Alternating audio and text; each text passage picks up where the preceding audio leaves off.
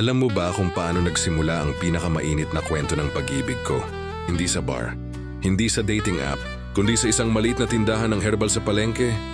Habang pawis na pawis akong naghahanap ng lunas para sa masakit kong likod.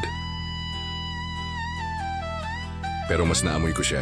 Amoy ng bagong ligo, mabango, nakakagulo ng isip. Tumingin siya sa akin, malalim, parang hinihipo yung balat ko.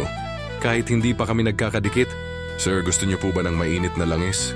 Tanong niya sabay hawak sa bote at sa kamay ko. Hindi ako nakasagot agad.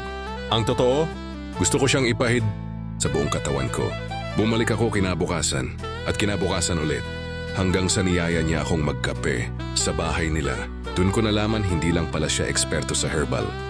Marunong din siyang dumampi sa likod, sa dibdib, hanggang sa mga parte ng katawan kong matagal nang hindi ginagalaw.